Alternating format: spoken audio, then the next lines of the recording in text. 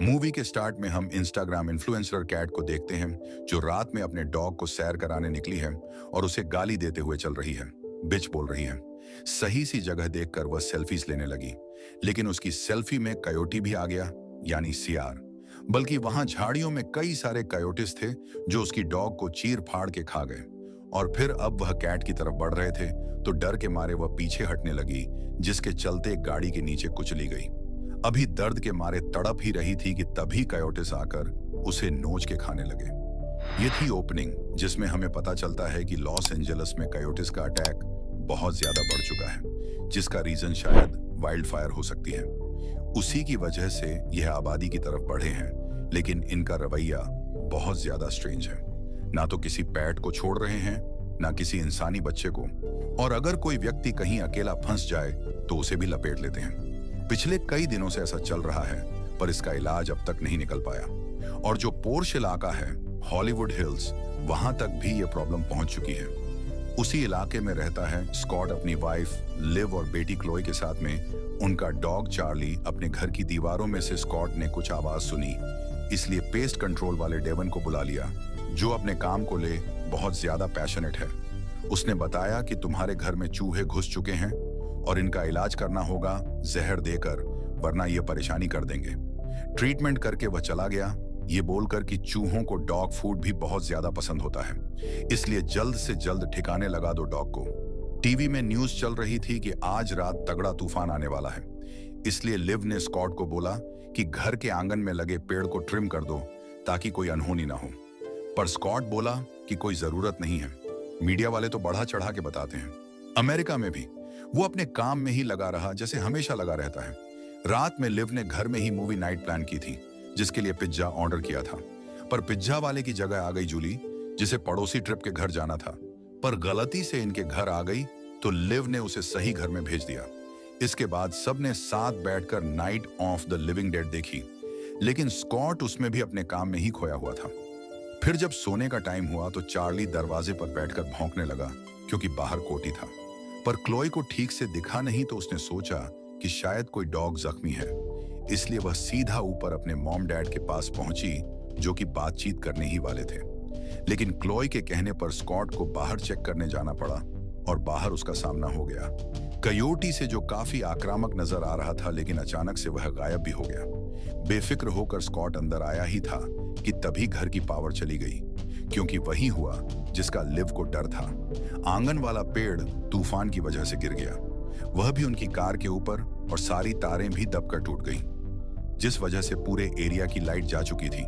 वो तो शुक्र है कि घर का गैस पंप बस हल्का सा बच गया, वरना पूरा घर ब्लास्ट हो जाता। सुबह हुई तो पेड़ के पास लिव को अपने पड़ोसी ट्रिप की कैट लस्सी का पट्टा मिला, वह भी खून के पास। पट्टा उसने जाकर ट्रिप को पकड़ा दिया, जिसके बाद ट्रिप चिंता में पागल हो गया। उसे लग रहा था कि जब पेड़ गिरा होगा तब शायद लस्सी पेड़ के ऊपर होगी, लेकिन ढूंढने पर वह मिली झाड़ियों में कयोटिस के द्वारा मारी हुई। इस बीच स्कॉट ने अपने दोस्त टोनी को बुलाया था आरी लेकर, ताकि वह पेड़ काट सके। लेकिन टोनी इतनी तगड़ी आरी लेकर आया, जिसे 20 मिनट चलाने के बाद पेड़ पर सिर्फ हल्का सा स्क्रैच ही पड़ पाया। वैसे टोनी चेन शॉ लेकर आने वाला था, लेकिन उसकी वाइफ शीला ने मना कर दिया और उसे ज्यादा देर तक रुकना भी अलाउ नहीं किया। शीला का मैसेज आते ही टोनी फटाफट वापस घर की तरफ निकल पड़ा, लेकिन उसे अकेला पाकर रास्ते में कयोटिस ने उसे भी उधेड़ डाला। शीला बेचारी उसका वेट ही करती रह गई।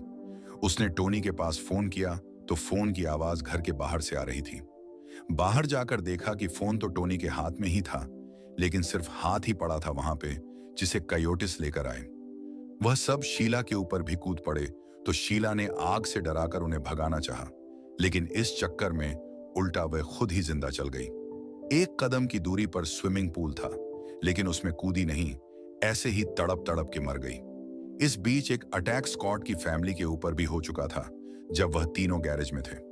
वो तो टाइम रहते स्कॉट ने गैरेज डोर बंद कर दिया, वरना दिक्कत हो जाती, लेकिन खतरे को वह अब भी समझ नहीं रहा था।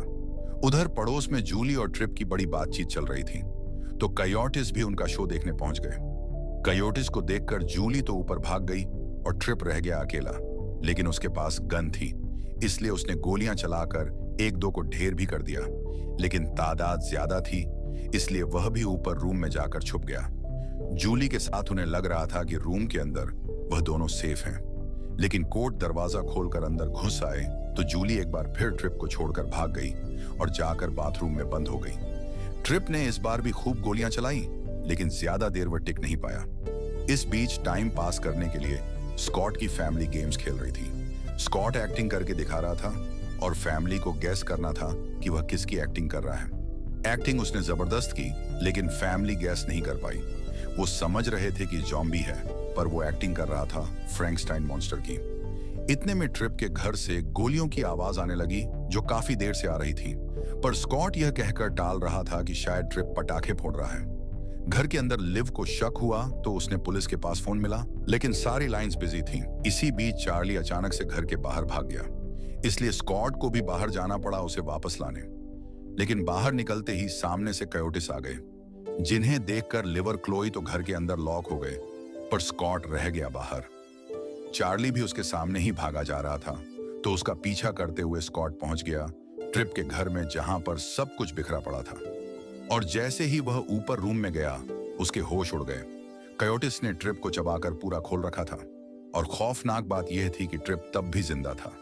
स्कॉट के सामने ही उसने आखिरी सांस ली, और उसका यह हाल देखकर स्कॉट की बुरी हालत होने लगी, क्योंकि स्कॉट को एक तकलीफ है कि खून देखकर यह बेहोश होने लगता है। किसी तरह खुद को संभाल रहा था कि तभी बाथरूम के अंदर से गोलियां चल गईं, जो चला रही थी जूली। स्कॉट ने बताया कि मैं कयोटी नहीं हूं। तब जाकर उसने स्कॉट को अंदर आने दिया, पर जूली ने जो कुछ स्कॉट को बताया वह सब झूठ बताया। वह बोली कि जब कोटीज आए तो मैं ट्रिप के साथ उनका मुकाबला कर रही थी, पर ट्रिप ने मुझे बोला कि तुम जाकर छुप जाओ, इसीलिए मुझे छुपना पड़ा, वरना मैं तो फाइट कर ही रही थी। उसकी बहादुरी को सराहने के बाद स्कॉट बोला कि तुम मेरे साथ मेरे घर चलो, क्योंकि यहाँ पे रुकना सेफ नहीं है। अब ट्रिप की कार की चाबी जूली के पास थी ही, इसीलिए वह भी राजी हो गई कि कम से कम पैदल जाने का खतरा मोल नहीं लेना पड़ेगा। जैसे ही दोनों रूम से निकले, स्कॉट के पास डेवन का फोन आ गया, क्योंकि स्कॉट ने उसके पास कई फोन कर रखे थे। स्कॉट ने उसे बताया कि हमारे ऊपर कयोटिस ने अटैक कर दिया है, इसीलिए हमें तुम्हारी मदद चाहिए अभी के अभी। पर डेवन ने फोन काट दिया, यह बोलकर कि आज मैं छुट्टी पर हूं, कल सुबह आऊंगा। फिर जैसे ही वह दोनों बाहर जाने लगे, पीछे से 3 कयोटिस आ गए, जिन्हें देखकर स्कॉट की सांसें रुक गईं। लेकिन जूली के हाथ में गन थी, तो लगे हाथ उसने तीनों को भून डाला। उधर क्लोई ने लिव को बताया कि यह सब मेरी वजह से हो रहा है। मुझे कयोटी दिखा था तो मैंने उसे खाना दे दिया था। फिर अगले दिन वह अपने साथ एक और कयोटी को लेकर आया, तो मैंने उन दोनों को खाना दे दिया। ऐसे करते करते इतने कयोटीज यहाँ पे पहुंच चुके हैं, लेकिन लिव ने उसे समझाया कि यह तुम्हारी वजह से नहीं हो रहा। इन कयोटिस का बिहेवियर ही नॉर्मल नहीं है। मेन बात यह है कि चार्ली की वजह से स्कॉट फंस चुका है, पर चार्ली घूम फिर के अपने आप घर में वापस आ गया, और स्कॉट अब भी कोशिश ही कर रहा है। जैसे तैसे वह दोनों कार में तो बैठ चुके हैं, पर जूली टाइम वेस्ट कर रही है अपनी कॉन्स्पिरेसी थ्योरी बताकर कि सरकार ने ही हवा में कोई केमिकल छिड़काए हमें कंट्रोल करने के लिए। उसी की वजह से ये कोटिस पागल होकर आदमखोर बन चुके हैं, जैसा एक फिल्म में भी दिखाया गया था जिसमें बर्ड्स ऐसे ही लोगों पर अटैक करने लगती हैं। पता नहीं उस मूवी का नाम क्या था, लिटरली उसका नाम द बर्ड्स ही था। स्कॉट ने भी यही बोला, पर जूली का कहना था कि कुछ और नाम है। इस सब बकवास के बीच वह भूल चुके थे कि कार को बाहर कैसे निकालें, क्योंकि गेट तो बंद पड़ा है और पावर है नहीं जिससे वह खुलेगा। तो स्कॉट ने डेयरिंग दिखाते हुए गेट तोड़कर कार बाहर निकाल ली, जिस वजह से कार क्रैश हो गई और ना चाहते हुए भी दोनों पैरों पर आ गई। फिर भी स्कॉट ज्यादा परेशान नहीं था कि तभी यह कोटी उसके ऊपर टूट पड़ा और उसके कंधे को चबाने लगा। ब्रेव जूली एज यूजुअल खड़े होकर देखती रही। वह तो सही टाइम पर लिव फायर एक्सटिंग्विशर लेकर आ गई, वरना स्कॉट लिव नहीं कर पाता। कुछ इस तरह वह चारों एक घर में जमा हुए, लेकिन उधर ट्रिप के घर में फाइनल डेस्टिनेशन वाला सीन हो गया। कांच के टेबल पर भारी सामान रखा था, जिस वजह से टेबल टूट गया और एक जली हुई कैंडल रोल करते हुए जा पहुंची पर्दे के पास, जिससे पर्दा जल गया और ऐसी आग पूरे घर में फैल गई। परेशानी की बात यह है कि अभी फैलते फैलते यह आग स्कॉट के घर तक भी पहुंच जाएगी। भड़कती हुई आग को देखकर वह सब पैनिक कर गए और सोचने लगे कि क्या किया जाए। तभी ऊपर से उन्हें कयोटी की आवाज आई। एक कयोटी घर के अंदर आ चुका था, क्योंकि लिव ऊपर की विंडो बंद करना भूल गई। वो कयोटी सीढ़ियों से नीचे आ रहा था, इसलिए सब छुप गए और क्लोई छुपी सीढ़ियों के नीचे, वो भी चार्ली को साथ लेकर। कयोटी आया था टिन वाले मीट को स्मेल करके, और आते ही वह उसे खाने लगा तो मौका देखकर क्लोई चुपचाप सीढ़ियों से ऊपर चली गई। लेकिन ऊपर जाते ही उसका पैर पड़ गया एक टॉय पर, जिससे कयोटी उसके पीछे लग गया। लिवर स्कॉट उसके लिए कुछ कर पाते। उससे पहले एक और कयोटी घर के अंदर घुसाया डॉग डोर के जरिए, जिसे अब तक बंद ही नहीं किया इन्होंने। स्कॉट तो फिर से नम पड़ चुका था, इसलिए लिव को ही कुछ करना पड़ा। उसने चादर से ढक के कयोटी को दबोच लिया। तब जाके स्कॉट फायर पोकर उठा के लाया और उसे कयोटी का खात्मा किया। फिर दोनों जल्दी से ऊपर पहुंचे तो कयोटी उनके आते ही भाग गया। लेकिन तब तक वह क्लोई को जख्मी कर चुका था और क्लोई का खून देखकर स्कॉट हो गया बेहोश। होश में आया काफी देर बाद। लिव ने उसे बोला कि कोई मदद नहीं आने वाली, हमें क्लोई को हॉस्पिटल ले जाना होगा और इसके लिए स्क्वाड को ही कुछ तिगड़म लड़ानी होगी। क्लोई ने आइडिया दिया था केज बनाने का, जिसके अंदर ये चारों कोटी से बचे रहेंगे। जैसे शार्क देखने जाते हैं लोग केज के अंदर, वैसा ही केज अब स्क्वाड को बनाना होगा, घर में जो सामान पड़ा है उसी से। तो बिना टाइम वेस्ट किए वो गैरेज में जाकर काम पे लग गया। और इसी बीच घर के बाहर आ गया डेवन। उसे लगा कि वह स्प्रे करके कयोटिस को भगा देगा, लेकिन ऐसा हुआ नहीं। तब उसने निकाला तेज, जिससे डर के सारे कैओस भाग गए। ऐसा उसे लगा। जैसे ही वह मुड़ा, कयोटिस उसे भी लपेट लपाट के चलते बने। स्कॉट तो गैरेज में ही लगा पड़ा था, लेकिन अचानक उसे दीवार में से कुछ आवाज आई, और वह चूहे की नहीं बल्कि कुत्ते की लग रही थी, जो कि चार्ली तो ऊपर है। हौसला जुटा के वह वेंट के अंदर घुस गया देखने के लिए कि आखिर मामला है क्या। और तब उसे पता चला कि दीवार में चूहे नहीं हैं, बल्कि कयोटिस के दो बच्चे हैं जो घर के ढांचे में फंसे पड़े हैं। उन्हीं के लिए कयोटिस ने इतना बवाल काटा हुआ है। यानी उन्हें वापस करते ही कयोटिस वापस चले जाएंगे और इस डील को फाइनल करने में काम आएगा स्कॉट का बनाया हुआ केज।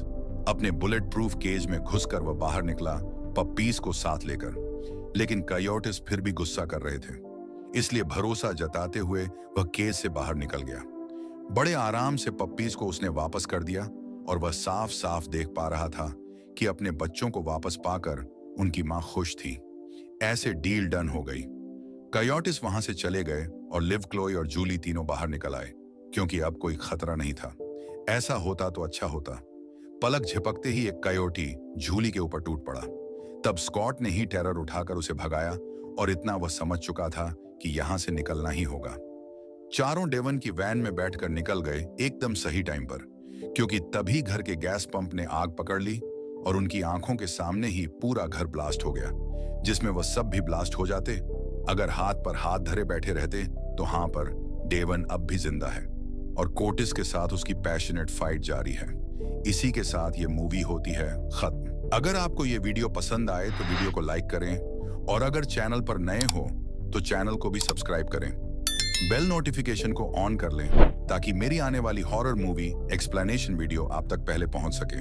तो चलिए, अब मैं आपको मिलूंगा ऐसी हॉरर इंटरेस्टिंग मूवी एक्सप्लेन के साथ। तब तक के लिए बाय।